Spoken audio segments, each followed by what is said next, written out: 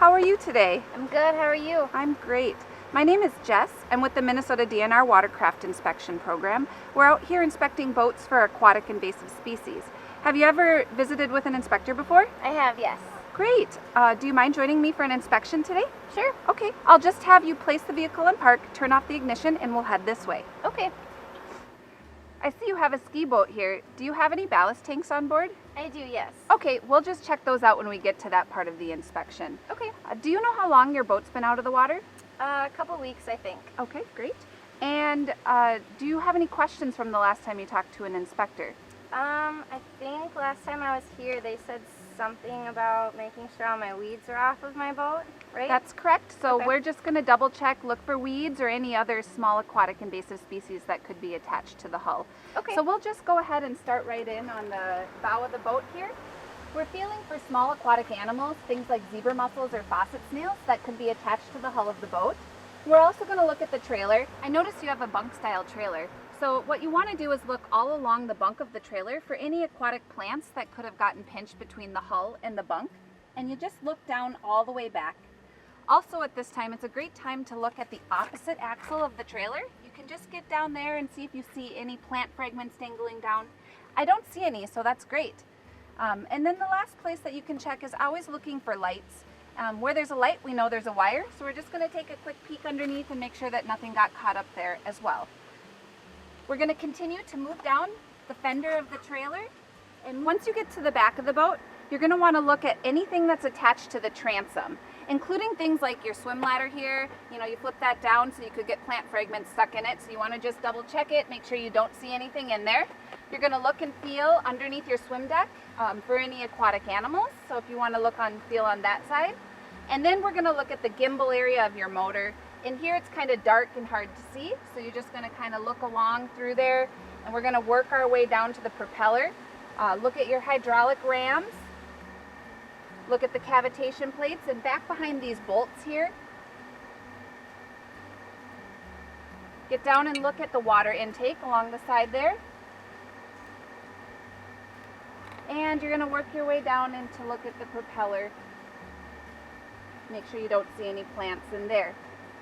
I did also notice that you've got your drain plug out, which is great. Did you know that's the law in Minnesota? I did. Great. You just keep that out anytime you're on the road, and you're going to really drain out all that water as you travel down the road.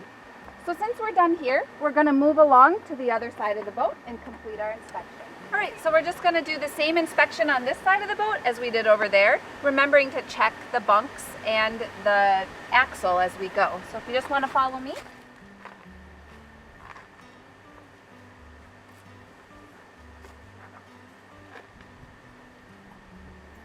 Now that we've finished taking a look at the outside of your boat, why don't we take a look at that ballast tank that you mentioned earlier? Okay. Do you happen to have an anchor as well? I do, yeah. Sure. Do you mind just jumping in and showing them to me? Sure. Okay, we'll just head down this way. Here's your anchor. All right, so with this style of anchor, you always want to make sure you check the hinge part and kind of move the hinge back and forth.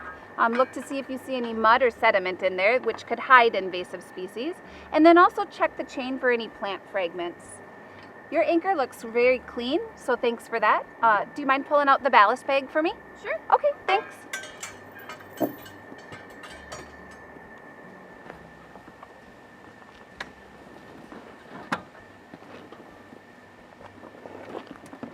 Great, that feels nice and drained out.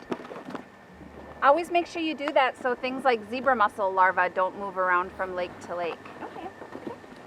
Just a couple of follow-up questions for you. What was the last lake that you were on? Minnetonka. Okay. And what was the next lake that you're planning on visiting? Long Lake. Okay. And what county is that one in? Hennepin. Perfect. Well, thank you so much for your time here today. Remember to put in your drain plug, and have a great time out on the lake. Thank you. Thanks. Bye. Bye.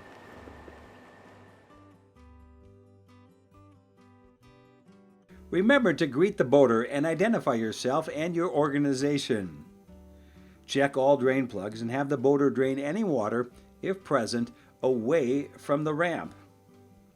Start your inspection at the trailer winch post.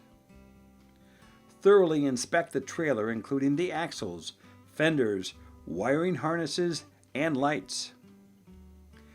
Inspect all equipment attached to the hull, including a thorough inspection of the motor.